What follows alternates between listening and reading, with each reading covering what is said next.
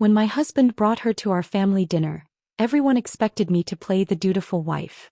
But I had other plans. What happened when I showed up with the very investor he'd insulted a year ago? This is a story about betrayal, pride, and the power of quiet revenge.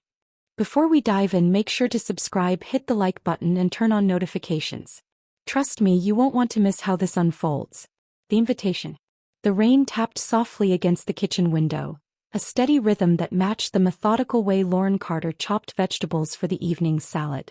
The scent of garlic and rosemary filled the air, mingling with the earthy dampness that seeped in every time someone opened the front door.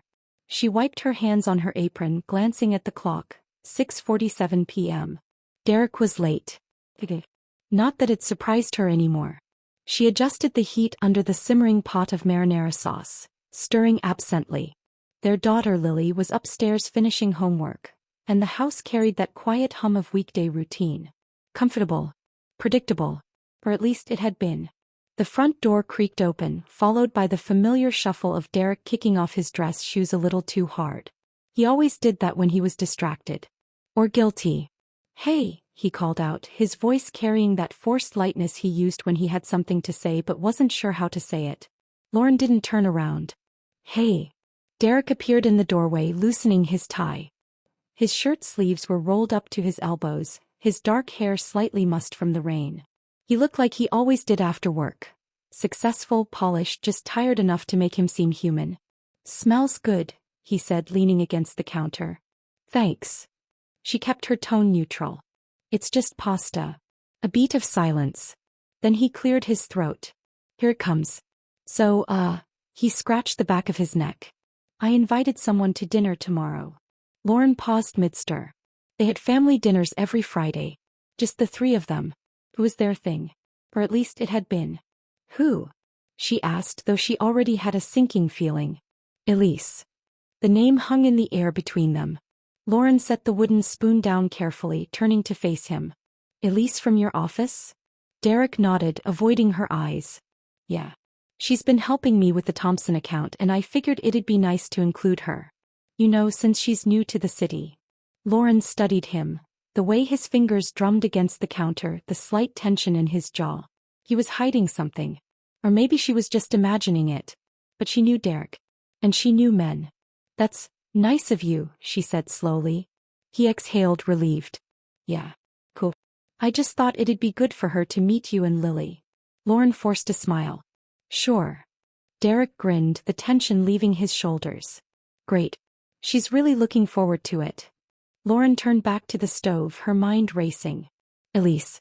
The new marketing associate. The one Derek had mentioned in passing a few times.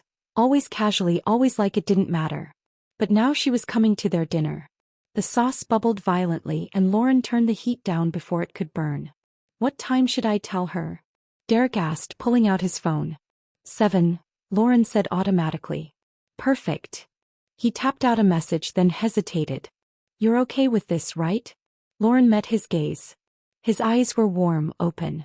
The same eyes that had looked at her with such certainty when they'd said their vows. "Of course," she lied. Derek smiled, satisfied, and kissed her temple before heading upstairs to change. Lauren stood there listening to his footsteps fade. Then she picked up her phone. Scrolled through her contacts. Stopped at a name she hadn't dialed in over a year. Marcus Reed. Her thumb hovered over the screen. Derek had mocked him. Publicly. Called his business proposal a joke. But Marcus had risen from that humiliation. No. Now he was exactly the kind of man Derek wished he could be. Lauren took a deep breath. And pressed call. The forgotten mockery. The phone rang twice before Marcus Reed's voice, smooth, confident, and laced with just the right amount of curiosity, filled Lauren's ear. "Lauren Carter," he said as if savoring the syllables. "It's been a while. A year to be exact." She could picture him perfectly. Tall, broad-shouldered, that sharp jawline that made him look like he belonged on a billboard rather than in a boardroom. But it was his eyes she remembered most. Dark, intense, the kind that didn't just look at you, they saw you. "Marcus," she said, keeping her voice low. The last thing she needed was Derek overhearing. "I need a favor." Pause. Then amusement coloring his tone. "Should I be flattered or concerned?" Lauren exhaled, gripping the edge of the counter. Remember the Thompson Financial Gala last year? A beat of silence. Then a quiet, humorless laugh. Oh, I remember. Of course he did. That night had been seared into Lauren's memory like a brand. The glittering ballroom, the clink of champagne flutes, Derek's too loud voice cutting through the crowd as he tore into Marcus's pitch like it was a joke. You're seriously asking for investors with this? Derek had scoffed, flipping through Marcus's proposal like it was a bad takeout menu. This is amateur hour, Reed. No one's sinking money into a fantasy. She'd watched Marcus's face, the way his jaw tightened, the flash of something dangerous in his eyes before he smoothed it over with a smile. Guess we'll see, he'd said, calm as ever. And oh, how they'd seen. 6 months later, Marcus's fintech startup landed a $20 million deal with one of the biggest names in Silicon Valley. Derek had come home that night in a foul mood, grumbling about luck and right place right time bullshit. Lauren had said nothing. Now she pressed the phone closer to her ear. Derek invited his coworker to our family dinner tomorrow. Marcus let out a low whistle. Let me guess. Female, attractive and very interested in your husband's career? Lauren's stomach twisted. Her name's Elise. Ah. A knowing hum. And you want me to? Come with me. Silence. Then laughter. Real, unfiltered amusement. You're kidding. I'm dead serious. Lauren. His voice dropped, suddenly serious. You're asking me to walk into your husband's house. The same man who publicly humiliated me, and what? Pretend this is some friendly reunion? No, she matched his intensity. I'm asking you to remind him exactly who you are now. Another pause. She could practically hear the gears turning in his head. Then slowly, you're ruthless. I like it. A smirk tugged at her lips. Is that a yes? A chair creaked on his end, probably him leaning back in that ridiculous leather throne he called an office chair. What's in it for me? Satisfaction. He chuckled. Tempting. But I'm a businessman, Lauren. I don't do favors for free. He didn't hesitate. Name your price. The line went so quiet she thought he'd hung up. Then his voice dropped to a murmur. You. Her breath caught. Not like that, he clarified, though the heat in his tone suggested otherwise. A favor. To be called in later. No questions asked. Lauren exhaled. Dangerous. But then again, so was she tonight. Deal. Marcus laughed again, low and victorious. Text me the address. I'll wear my best fuck you suit. The call ended, leaving Lauren standing in the kitchen, pulse racing. Upstairs, Derek's voice drifted down the hallway, chatting with Lily about her school project. Normal. Domestic. Oblivious. Lauren slid her phone into her pocket. Tomorrow night Derek would learn the hard way. Some humiliations didn't stay buried. And some women didn't stay quiet. The RSVP. Lauren's fingers hovered over her phone screen long after the call with Marcus ended. The kitchen felt too quiet now, the hum of the refrigerator and the distant murmur of Derek and Lily's conversation upstairs the only sounds breaking the silence. She should have felt guilt, or at least hesitation, but instead, there was only a simmering anticipation like the moment before a storm breaks. She opened her messages and typed out the address, her thumb pausing before hitting send. This is happening. The message whooshed away and with it the last shred of doubt. Marcus replied instantly. I'll be there. 7 p.m. sharp. Try not to look too pleased when I walk in. A smirk tugged at her lips. She could already picture Derek's face. The shock, the dawning realization, the way his ego would curdle the moment he recognized Marcus. The oven timer beeped, startling her. She pulled the garlic bread out just as Derek reappeared in the kitchen, freshly showered and smelling of that absurdly expensive sandalwood cologne he insisted made him feel powerful. Everything okay? He asked, eyeing her phone on the counter. Fine, she said smoothly, sliding the device into her back pocket. Just confirming a client meeting for next week. Derek nodded absently, reaching for a slice of bread. So, about tomorrow, Elise is bringing dessert. Some fancy French thing she raves about. Of course she is. Lauren forced a smile. How thoughtful. Derek missed the edge in her voice. She's really great, Laure. You'll like her. I doubt that. Lily bounded into the kitchen then, her school notebook clutched in one hand. Dad, can you help me with my math? It's fractions and I hate fractions. Derek groaned playfully. Me too, kid. Let's suffer together. As they disappeared into the living room, Lauren exhaled. The normalcy of it all, homework, dinner, domesticity, should have felt comforting. Instead it grated. Because beneath the surface something was off. The way Derek had said Elise's name. The way he'd been texting more lately, always angling his phone away. Or maybe you're imagining things. But she wasn't. He knew Derek. Knew the tells he didn't even realize he had. Her phone buzzed. Another message from Marcus. By the way, what's the play here? Am I charming, indifferent? Or should I just straight up ask Derek how his golf handicap's doing since his last investor bailed? Lauren snorted. Be yourself. That's weapon enough. Marcus replied with a sunglasses emoji. Dinner passed in a blur. Lauren half listened as Lily chattered about her friends, her upcoming science fair project, the new girl in class who'd stolen her favorite pencil. Derek chimed in with the right dad noises. That's awesome, kiddo. You'll get it back, don't worry.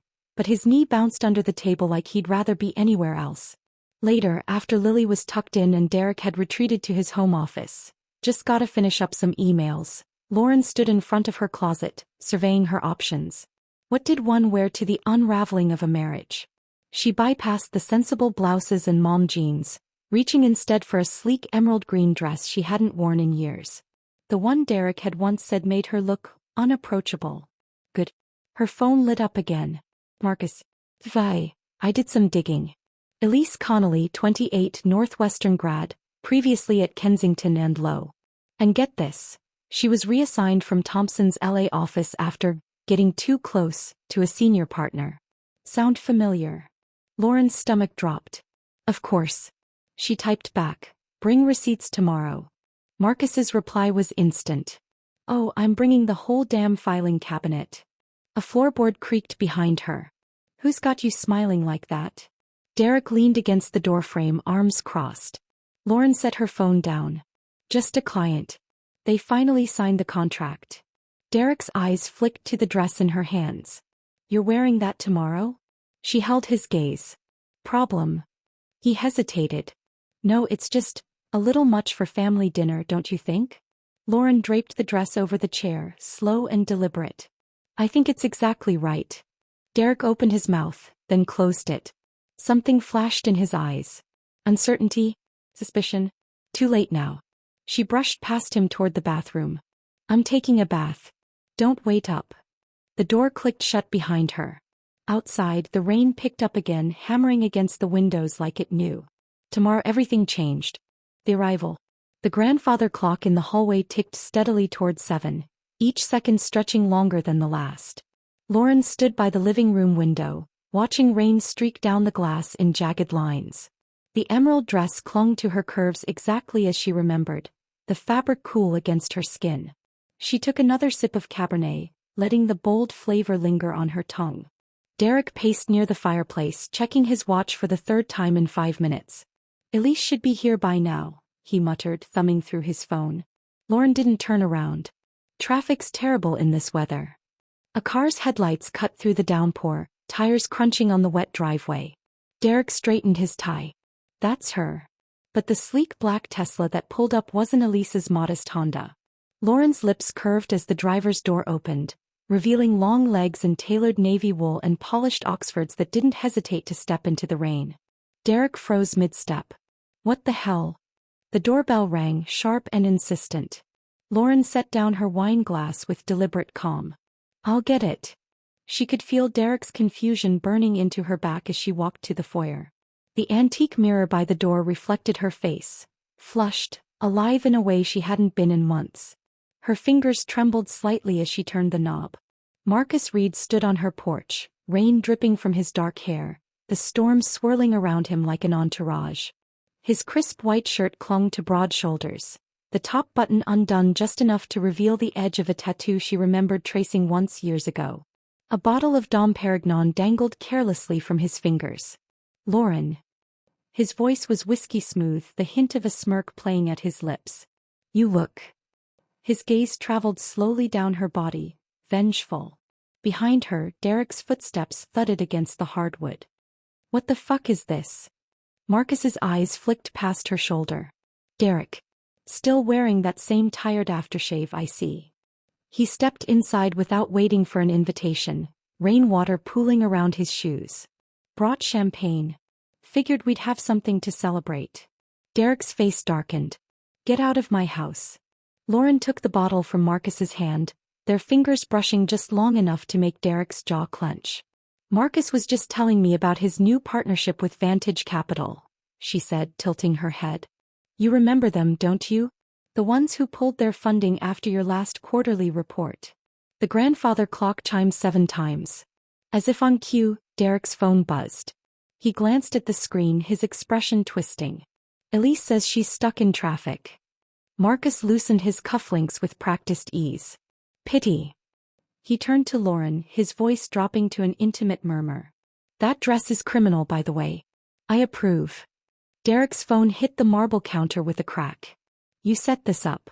Lauren met his furious gaze without flinching. I invited a guest. Just like you did. The oven timer beeped from the kitchen. Marcus plucked an olive from the hors d'oeuvres tray, his movements languid, predatory. Smells delicious. Though. He popped the olive in his mouth. I've always preferred my meals with a side of poetic justice. Thunder rattled the windows. Somewhere upstairs Lily called out, Mom? Dad? Is dinner ready? Lauren smoothed her dress, the silk whispering against her thighs. Perfect timing. She moved toward the staircase, pausing just long enough to throw a glance over her shoulder. Oh, Derek? Be a dear and open the champagne. Something tells me we'll all need a drink tonight. Marcus's low chuckle followed her up the stairs, harmonizing perfectly with the sound of Derek's teeth grinding together. The real storm, she realized, had only just begun. The dinner party. The dining room had never felt so charged. Lauren took her time arranging Lily's plate, cutting her daughter's pasta into neat, bite-sized pieces while the tension at the table thickened like the marinara sauce congealing on Derek's untouched plate. Marcus sat directly across from Derek, swirling his wine with infuriating calm. So Derek, he said, flashing that razor-sharp smile. How's Thompson Financial these days? Heard the board's been restless. Derek's fork clattered against his plate. We're restructuring. Is that what they're calling it? Marcus took a slow sip of wine, his eyes never leaving Derek's face. Funny. My sources say they're looking for new leadership. Lily, blissfully unaware of the undercurrents, piped up. Mom, can Marcus try my famous garlic bread? Lauren smiled. Of course, sweetheart. She passed the basket to Marcus, their fingers brushing just long enough to make Derek's knuckles whiten around his knife. The doorbell rang. Derek shot up so fast his chair screeched. That'll be Elise. Marcus leaned back, draping an arm over the empty chair beside him, the one meant for Elise. Can't wait to meet her. Lauren watched Derek disappear into the foyer, his footsteps heavy with barely contained fury. She turned to Marcus, lowering her voice. Play nice. Marcus arched a brow. I'm always nice. Lily giggled. You're funny, Marcus. Derek returned moments later, trailed by a willowy blonde in a dress that clung to every curve. Elise's smile faltered when she spotted Marcus. Elise Connolly, Lauren said smoothly. This is Marcus Reed. An old friend. Marcus rose, extending a hand. Pleasure. Derek's told me so much about you. Elise's grip was hesitant. All good things, I hope? Marcus's grin turned wolfish. Oh, he didn't mention your work. Just how helpful you've been. Derek's face flushed crimson. Sit down, Elise. Elise took the seat beside Marcus, the only one left, her perfume clashing with the scent of garlic and simmering resentment. Lauren passed her a plate. Derek says you're brilliant with numbers. Elise brightened. I do love analytics. Marcus chuckled. Is that what they're calling it these days? Derek's wine glass hit the table with a thud. What's that supposed to mean? The room went silent. Even Lily paused, her fork midair. Marcus wiped his mouth with a napkin, taking his time. Just making conversation. He turned to Elise. So, Kensington and Lowe. That's quite the firm. Why'd you leave? Elise's smile froze. I wanted new challenges. Ah. Marcus nodded sagely. Challenges. Like senior partners' marriages. Elise's wine sloshed over the rim of her glass. Derek stood so fast his chair toppled. That's enough. Lily's eyes widened. Daddy. Lauren placed a steadying hand on her daughter's shoulder. Why don't you go finish your homework, sweetheart? We'll save you dessert. As Lily scampered off, Marcus finally pushed back from the table. You're right, Derek. It is enough. He pulled an envelope from his jacket and tossed it onto the table. Especially since Elise here failed to mention her non-compete clause. Or the lawsuit Kensington filed when she left. Elise paled. How did you? Derek snatched up the envelope, his face draining of color as he scanned the documents. Lauren took a slow sip of wine, savoring the chaos.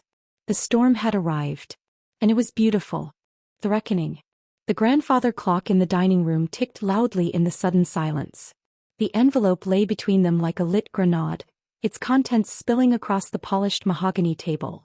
Legal documents, printed emails, a damning paper trail that smelled like expensive ink and corporate betrayal. Derek's hands shook as he gripped the papers. His voice came out strangled. This is bullshit.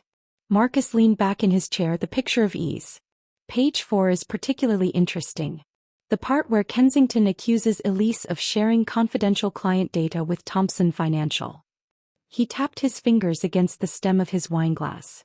Which, if true, would make Thompson liable for corporate espionage. Elise shot to her feet, her chair scraping violently against the hardwood. Those allegations were dropped. After Kensington paid you off, Marcus corrected smoothly. But non-disclosure agreements don't erase facts, Elise. They just make them more expensive.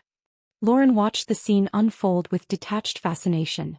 The way Derek's Adam's apple bobbed as he swallowed hard. The way Elise's manicured nails dug into the tablecloth. The way Marcus, cool, controlled Marcus, looked like a man who had already won. She took another sip of wine. Derek finally found his voice. You set me up. He wasn't looking at Elise. He was staring straight at Lauren. Lauren met his gaze without flinching. No, Derek. You did that all by yourself. A muscle in Derek's jaw twitched. You brought him here to humiliate me. Marcus chuckled. Oh, don't flatter yourself. I came for the food. He pushed his plate away.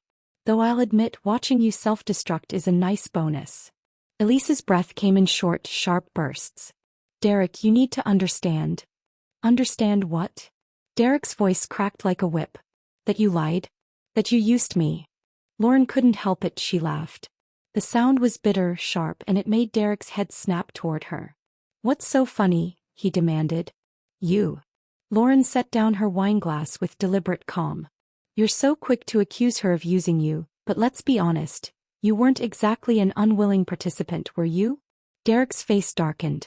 You don't know what you're talking about. Don't I? Lauren reached into the pocket of her dress and pulled out her phone. With a few taps, she turned the screen toward him. A text thread. Derek's number. Last Thursday, 11:47 p.m. Derek.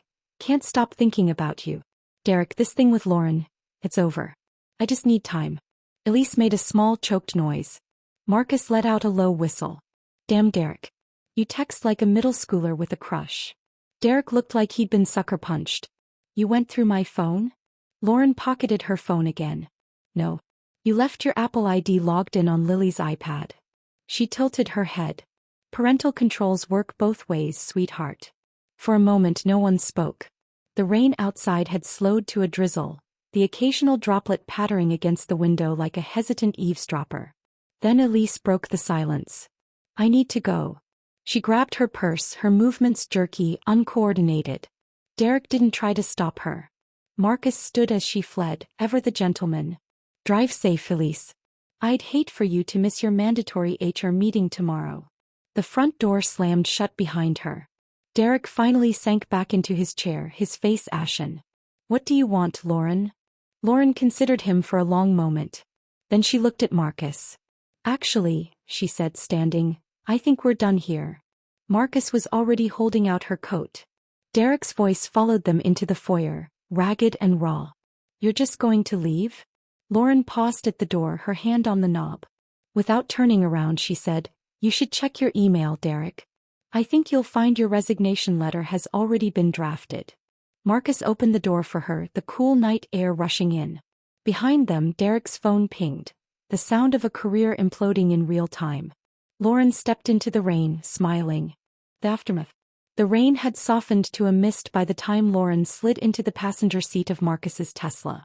The leather upholstery was cool against her skin, the scent of sandalwood and something distinctly masculine lingering in the air. Marcus shut her door with a quiet click before rounding the car, his silhouette cutting through the hazy glow of the streetlights. Lauren exhaled, the adrenaline of the evening finally catching up to her. Her fingers trembled slightly against her thighs. Marcus settled into the driver's seat but didn't start the engine. Instead, he turned to study her, his gaze unreadable in the dim light. "You okay?" The question was simple, but it unraveled something in her chest. "No," she admitted. "But I will be." Marcus nodded as if that was answer enough. He reached into the back seat and produced a sleek black flask. "Here. You look like you need this more than I do." Lauren accepted it, unscrewing the cap with a quiet laugh. "What is it?" "Liquid courage. Single malt. Aged 20 years. He smirked. "Like my sense of humor." She took a sip, the whiskey burning a smooth path down her throat. It warmed her from the inside, steadying the tremor in her hands. "You didn't have to do all that, you know." Marcus took the flask back, his fingers brushing hers. "Yeah, I did." He took a swig, his eyes never leaving hers. "You called." I answered. "That's how this works." A silence settled between them, comfortable and charged all at once. Lauren turned to look back at the house. Her house, the one she'd picked out with Derek when Lily was just a baby. The lights were still on in the dining room, casting long shadows against the curtains. Derek was probably still sitting at the table, staring at his phone in stunned silence. She wondered if he'd cry. If he'd break something. If he'd call Elise. But for the first time in months she realized she didn't care. Marcus's voice cut through her thoughts. "Where to now?" Lauren hesitated. She should go back inside. Should check on Lily. Should face the wreckage of her marriage head-on. But not tonight. "Drive," she said softly. "Just drive." Marcus studied her for a long moment before nodding. The engine purred to life, the sound smooth and powerful beneath them. As they pulled away from the curb, Lauren rolled down the window, letting the cool night air rush over her face. The wind tugged at her hair, the scent of rain and wet pavement filling the car. She didn't look back. Marcus reached over, his hand finding hers on the center console. His grip was warm, solid, an anchor in the storm. Lauren laced her fingers through his and held on tight. The road ahead was dark and unfamiliar.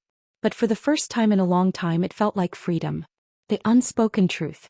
The city lights blurred past the car windows as Marcus drove without a clear destination.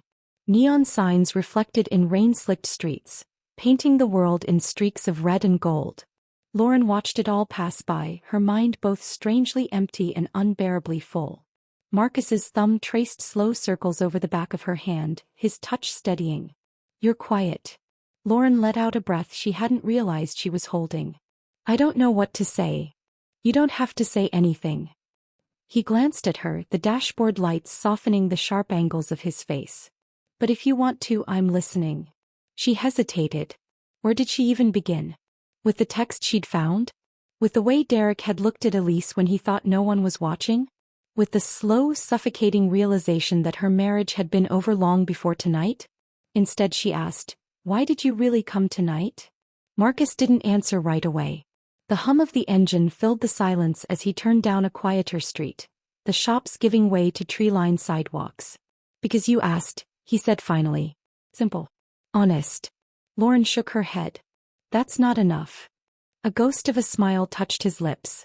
"Isn't it?" She studied him.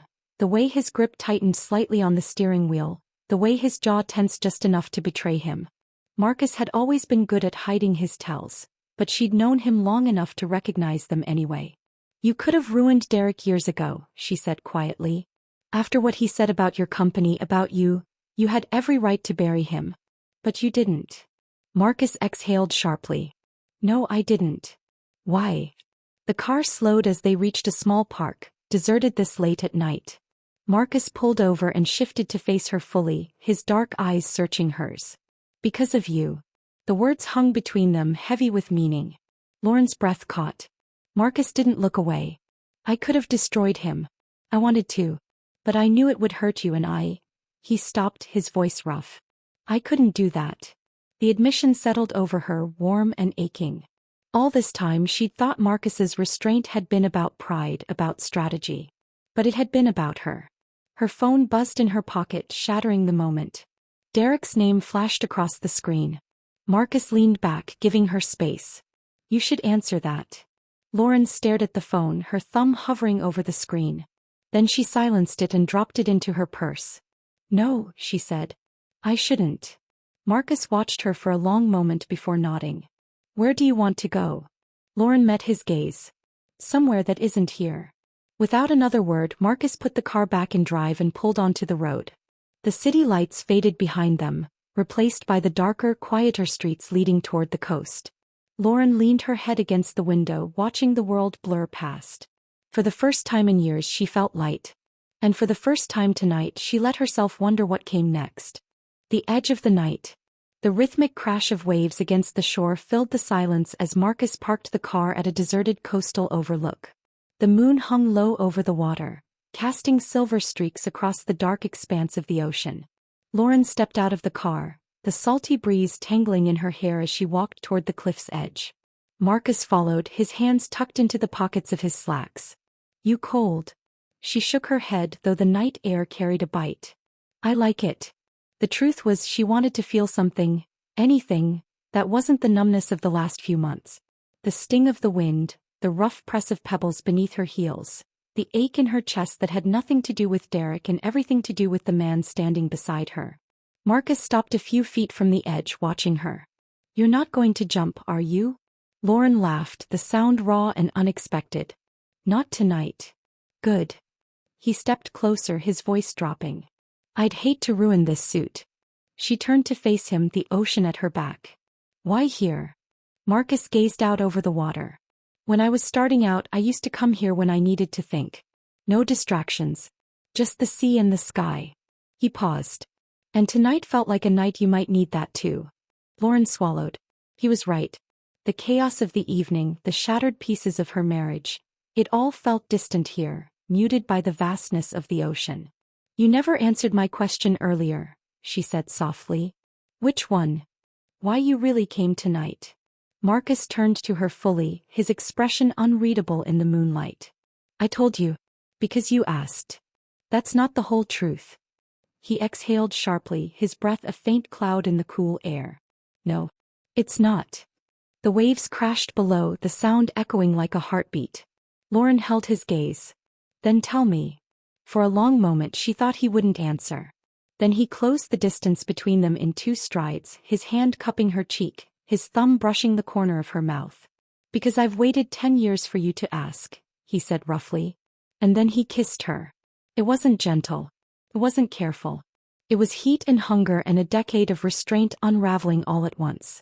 Lauren's hands fisted in his shirt, pulling him closer as the wind whipped around them, the taste of salt and whiskey and Marcus flooding her senses. When they finally broke apart, his forehead rested against hers, his breathing uneven. "Tell me that was a mistake," he murmured. Lauren didn't hesitate. "It wasn't." Marcus's grip tightened on her waist. "Good." Her phone buzzed again from the car, insistent. "Derek." Marcus stilled. "You should get that." Lauren shook her head. "No," she said, pulling him back to her. "I really shouldn't." And for the first time in years she didn't look back. The morning after. Dawn painted the sky in shades of rose and gold when Lauren finally stirred. The unfamiliar weight of an arm draped over her waist, the warmth of a body pressed against her back. It took her a moment to remember where she was. Marcus's penthouse.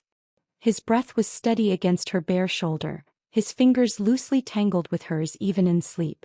The sheets smelled like him, clean linen and something faintly spicy, a scent that already felt dangerously familiar.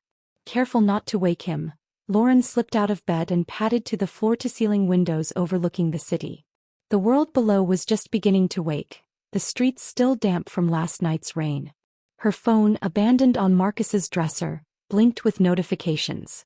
12 missed calls. 23 texts. All from Derek. She didn't touch it. Instead she watched the sunrise paint the skyline in liquid gold, the events of last night playing through her mind like a film reel. The dinner. The confrontation. The way Marcus had looked at her when he kissed her. like she was the only solid thing in a world that had gone spinning off its axis. A rustle of sheets behind her. "You're thinking too loud." Marcus's voice was rough with sleep. Lauren turned to find him propped up on one elbow, the sheet pooled around his waist, his dark hair tousled. The morning light gilded the planes of his chest, the ink of his tattoos stark against his skin. "I didn't mean to wake you," she said. Marcus stretched, the muscles in his arms flexing. "You didn't." He nodded toward her phone. "He's been busy." Lauren wrapped her arms around herself, suddenly conscious of her bare skin in the daylight. "I'm not ready to deal with that yet." Marcus studied her for a long moment before pushing out of bed. He crossed the room in a few easy strides, stopping just in front of her. Without a word, he shrugged out of his discarded dress shirt and draped it over her shoulders. The fabric was warm from where it had been tossed over a chair, still carrying the faint scent of last night's cologne. "Better?" he asked. Lauren nodded, slipping her arms into the sleeves. The hem hit her mid-thigh, the collar brushing her jaw. "Thanks." Marcus cupped her face, his thumb tracing the curve of her cheekbone. "You don't have to figure everything out today." She leaned into his touch. "I know." His phone buzzed on the nightstand. Marcus ignored it. Lauren arched a brow. "Aren't you going to get that?" "No," his grin was slow, wicked. "Unlike some people, I know when to ignore my phone in the morning." She laughed, the sound light and unexpected. Marcus's expression softened. "There it is." "What?" "That smile." He brushed his thumb over her lips. "I've missed it." The admission hung between them, tender and raw. Lauren's breath caught. Somewhere in the city, Derek was probably raging, panicking, unraveling. But here, in this sunlit room with Marcus's hands on her skin, none of that mattered. For the first time in years, she was exactly where she wanted to be. And she wasn't ready to leave. The unraveling. The scent of coffee filled the penthouse as Lauren sat at the marble kitchen island, watching Marcus move around the space with practiced ease. He poured 2 cups, black for himself, a splash of cream for her, just how she'd taken it years ago. He remembered. She wrapped her hands around the warm mug, the heat grounding her. "You don't strike me as the domestic type." Marcus leaned against the counter, his bare feet brushing hers under the island. "I have hidden depths." The morning sun caught the gold flecks in his dark eyes, turning them almost amber. Lauren found herself staring, cataloging the differences between the Marcus she'd known a decade ago and the man standing before her now. The boyish charm had hardened into something sharper, more deliberate. But the way he looked at her, that hadn't changed at all. Her phone buzzed again, vibrating against the marble with enough force to rattle the silverware. Marcus didn't flinch. "You should answer it." "Why?" "Because you're not the type to run from a fight." He took a slow sip of coffee. "And because I know you won't be able to focus on anything else until you do." Lauren scowled. "I hate that you're right." She picked up the phone. 37 missed calls now. A new record.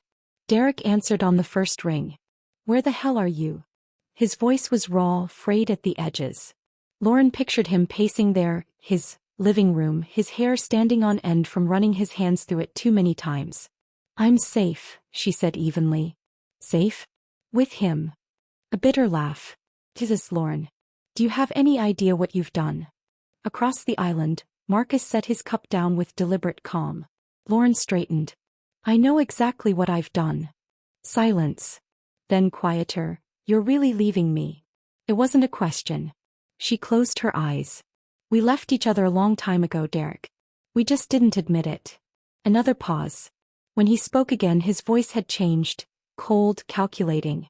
The tone he used in boardrooms when negotiations turned ugly. "You think Reed wants you? He's just using you to get back at me." Lauren opened her eyes to find Marcus watching her, his expression unreadable. "Maybe," she said softly. "But at least he's honest about it." She ended the call before Derek could respond. Marcus exhaled sharply. "That's going to cost me regrets." He rounded the island in 2 strides, caging her between his arms. Not a single one.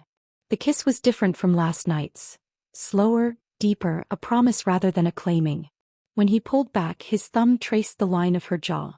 "For the record," he murmured, "he's wrong." Lauren arched a brow. "About why I want you." His lips brushed her temple. It was never about him.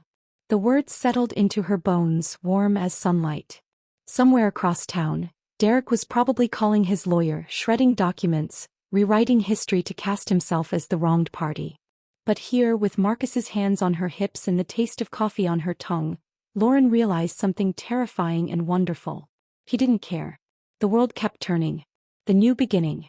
The courtroom doors swung shut behind Lauren with a finality that echoed through her bones.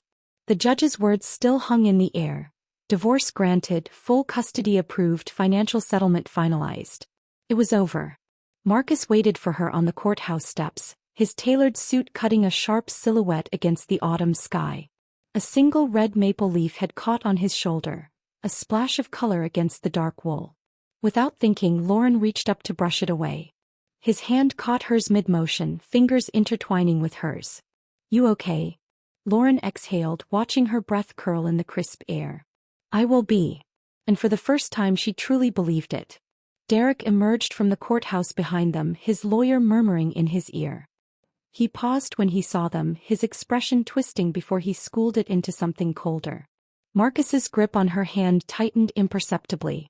Derek stepped closer, his voice low. "You think you've won?" Lauren met his gaze without flinching. This was never about winning. No. His laugh was brittle. Then what was it about, Lauren? Revenge. She studied the man she'd once loved, the familiar creases around his eyes, the stubborn set of his jaw, the stranger he'd become. "Closure," she said simply. Marcus squeezed her hand, a silent question. She nodded. As they turned to leave, Derek called after them, "He'll tire of you eventually." "They always do." Marcus didn't break stride. "You never knew her at all." The parking lot stretched before them, sunlight glinting off rows of cars. Lily waited in the back seat of Marcus's Tesla, her nose buried in a book. Safe. Whole. Unbroken by the storm. Marcus opened the passenger door for Lauren, his palm warm against the small of her back. "Where to?" She glanced at her daughter in the rearview mirror, then at the man who'd stood beside her when the world crumbled. "Forward," she said. And as the car pulled away from the courthouse, Lauren Carter finally let herself breathe. What would you have done in Lauren's shoes? Could you walk away from a broken marriage with your head held high? Share your thoughts in the comments, and don't forget to subscribe for more powerful stories about love, betrayal, and second chances.